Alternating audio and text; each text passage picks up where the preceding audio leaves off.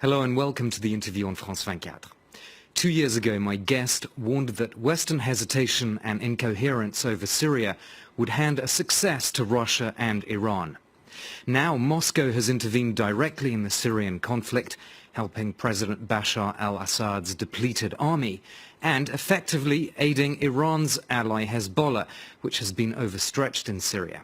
Today I'd like to welcome General Fاليlì. He had a distinguished career in the US Army for more than 3 decades, retiring in 1991. He's the founder and chairman of the Stand Up America project and an outspoken critic of the Obama administration.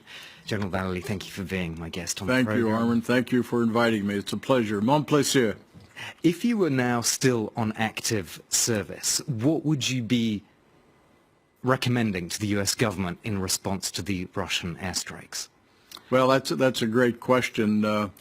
If I was on active duty right now, I would ensure, first of all, that we have a strategy, a coherent strategy for dealing with all of the Middle East, and particularly with Syria. And as you may know, I was the only senior officer that actually went inside Syria in 2013 and vetted the groups there on the ground and presented that report to our Congress and to our government, to which groups they should support. So trying not to reflect back, if I was on active duty now, I would continue to support the eyes and the soldiers on the ground that will be the most effective, and that would be the Kurds and the Free Syrian Army. Well, a lot of people are now saying in the West that the Free Syrian Army no longer exists and the Kurds are far away in the north, far away from Damascus.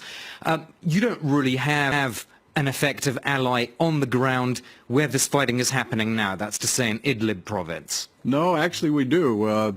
The Free Syrian Army, and of course I've met with over 20 of the generals and senior ministers that left the Assad government over the last 3 to 4 years, and so they do exist. Now, many of them are working out of Jordan, out of Turkey.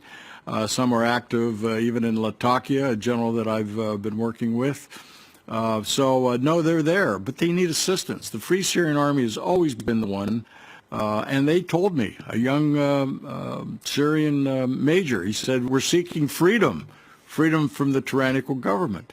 And that's what it's all about. So I think from the standpoint of militarily, there's a lot of other things that have to occur rather than just the military solution on the ground. We'll get back to the broader political dimension, but just on the military aspect, if the FSA still exists, why can it not actually be more effective? I mean, it's not simply a question of resources, is it? Oh, it's really a question of resources, and it has been. You know, we have not supported, and I say we, even the Europeans and the other Arab nations have not really got behind the pure freedom fighters over there, which is the Free Syrian Army, and they're on the ground. They're spread throughout Syria, and I think with the proper support, with a ceasefire, and you know, part of my plan is to unite the Syrian army into a national army, which includes the Free Syrian Army and the current Syrian people. But certain things have to happen in place, which we can talk about before that happens. But the problem is that you have allies, let's say the US has allies, that is backing other groups, Islamist rebels, and that is making this whole coalition basically nonsensical, isn't it? Well, it's so confusing because we don't send the right signals to the people we really should be supporting on the ground. I get reports every day from inside Syria from our network in there. And so that's why, you know, when I go on national television or radio, they say, well, how do you know all of those things? Well, I have eyes on the ground that work with me to tell me. Send me pictures. Send me what's happening in Aleppo, what's happening in Homs, what's happening in Latakia, Tartus. And so we track that every day at Stand Up America and our legacy group. And that's another group that we have that we actually advise now the presidential candidates on a policy in the Middle East that looks at today and tomorrow, not the past. So that's where I'm at, Armin, looking at today and tomorrow. What about this train and equip program, which has now formally been ended by the Pentagon? Do you think there's a possibility of doing something new, or have your former allies, shall we say, in Syria totally lost confidence now, and it's basically no way to go forward? Well, certainly they've lost confidence, and of course, any time that you don't get the support you need to further your goals, no, but they're still there. There's a way we can do that. If Turkey would assist the project, Jordan to some degree. I can't say what's going to happen in Iraq. I doubt if they'll do anything because their hands are full just trying to fight ISIS and Anbar and looking at some kind of tactical operation that'll take Mosul back. So that's a whole different situation. But inside Syria, we can effectively supply the Free Syrian Army, not to really conduct more welfare, but to protect themselves. Some of the TOW missiles they have now are from the Free Syrian Army that they did get a few, and they're shooting down, as you know, some of the Russian helicopters. But sure, I mean, how can you supply them when you've now got the Russian Air Force flying? Well, that takes, as one of our presidential candidates said, Donald Trump, we have to make a deal. And so... and that deal would mean, of course, Assad stays in power, because there's no way Russia can accept regime change in Syria. It can't possibly. I think it can.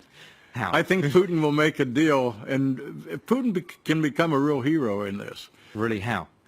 But he's got to have Assad removed, retire, go to a Dachau in Russia or whatever. So if you talk directly to the day and tomorrow, and also it will solve the European refugee program. Or issue, I should say. But you have to deal one-on-one. But let's be realistic. The Russians have basically lost Gaddafi. They've lost Saddam Hussein. They're not going to allow another ally in the Arab world to be toppled in favor of Western interests, basically. No, don't look at it that way. In other words, what we were talking about earlier, don't look through the political prism for solutions. Look through the reality prism. Look at what can be done in a positive way to resettle Syrians back into their country in a secure area. But all will work if Putin would take the initiative to say, Assad, it's time for you to go. Listen, we have a new government coming into America. Putin's gone through government. So at some point in time, governments has to change for the benefit of the people. And that's what we're talking about. So what's plan B if he doesn't say Assad has to go? It's going to get worse for the Russians. I mean, we're looking for really a holy war conflict in the Middle East. But it's also going to get much worse for the Free Syrian Army, or what? It's going to get worse for all of them. Absolutely, no doubt about it. The refugees. Yes, and more refugees into Europe. So let's look at this commonsensical. Let's look and see what the solutions are. And on that, you've put forward on your European tour a plan to reunify Syria. Right.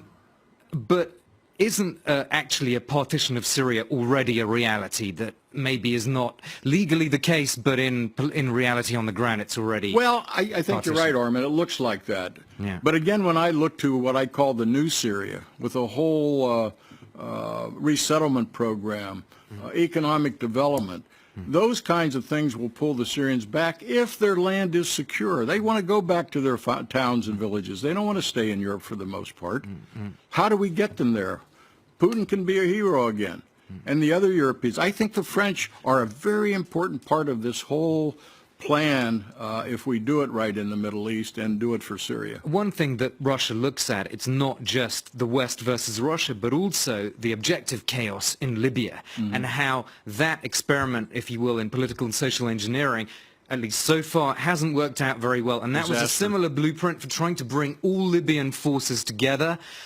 The Russians look at that and say, well, do you really want the same in Syria? Perhaps even more difficult, more dangerous, more chaotic than Libya is now. Well, that was a whole different situation. You know, I co-founded the Benghazi Citizens Commission. We've studied in detail what happened in Libya, for sure, and we've given that to Trey Gowdy in the United States. But that was a gun-running operation, basically, that was happening. And, you know, some of the arms were shipped up to Turkey that were supposed to go to Syria in certain elements. And Turkey ended up taking about 70% for themselves on that, as I understand it. So Turkey can do a lot to play in this thing. And again, doing the right thing for the Syrian people. And if we get the word out to the Syrian people that we have a plan that will reunite Syria, but with a new government in place, that is a positive and that is a must for anything to happen. Sorry to insist, but, you know, this plan for a new Syria is posited on a condition that Russia will not accept. So we still come back to... We don't know that. It's been proposed to Russia many times by John Kerry to relinquish support for Assad. Listen, I can deal with Putin and the Russians better than Kerry can, believe me. They have more confidence. Not that I know it all, but I've studied it so much and have been part of this whole thing for so many years right now that I know that the Russians are pragmatic in many ways, but Russia controls the card table right now, so it's got to be put to Putin that he can change the whole Middle East for him, for Russia, for the rest of the countries, for the resettlement, rather than trying to direct it into a greater military conflict, which will be a disaster. Beyond offering him this idea that he can be a hero, as you put it, is there anything a little bit more concrete in terms of, let's say, geopolitical power interest that you could offer Putin that might help to persuade it? See, it comes back again to power and money and energy in the Middle East a lot. And, you know, Qatar wants to build that pipeline across Syria into the Mediterranean. One of the key things that the Russians and Putin enjoy is controlling energy to a great degree, as Europe knows. So you could put some things out there in the economic development program.